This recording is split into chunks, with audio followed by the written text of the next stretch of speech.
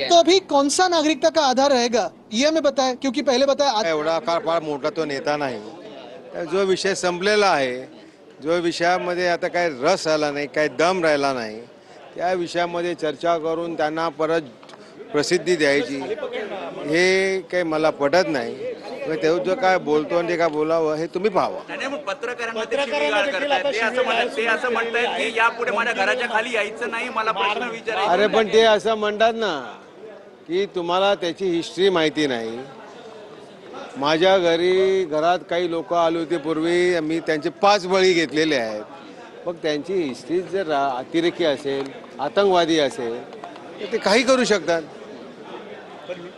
काही करू शकतात. ते एखादा लोकप्रतिनिधी अशा पद्धतीने धमक्या देणं ज्यां आता थोडे ते आता माझ्या मते तरी थोडेसे ते आता भरकटलेले असावेत. पक्ष सोडल्याने त्यांना थोडंसं त्यांच्या मनावरती परिणाम झाला असावा, किंवा त्यांना आता कळलं असेल की मी चूक केली असेल.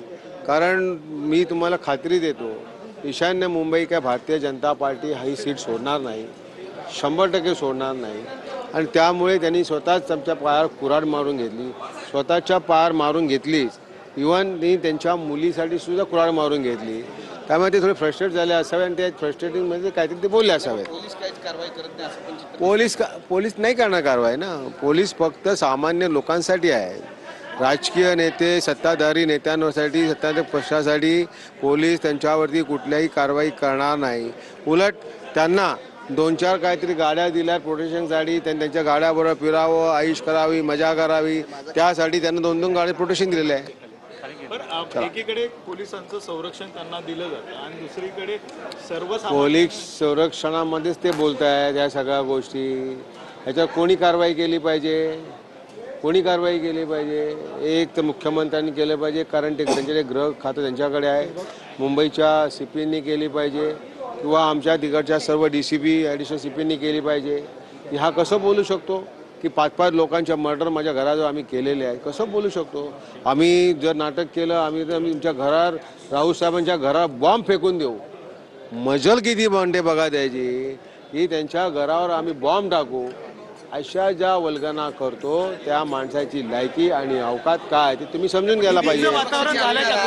कोणाला राऊत किसको डरता नहीं, ध्यान रखना. हम बाळासाहेब ठाकरेंचे आम्ही अनुयायी सैनिक आहोत, आम्ही उद्धवजींचे सैनिक आहोत. अशा धमक्यांना राऊत कुटुंबीय कधी घाबरत नाही आणि घाबरणार नाही.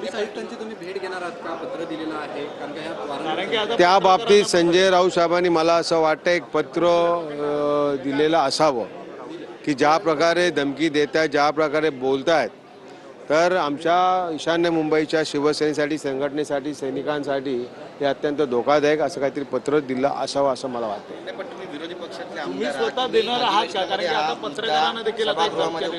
बरं, हा सभागृहामध्ये जर प्रश्न आम्ही घेतला, विचारला तर न्याय मिळणार आहे का?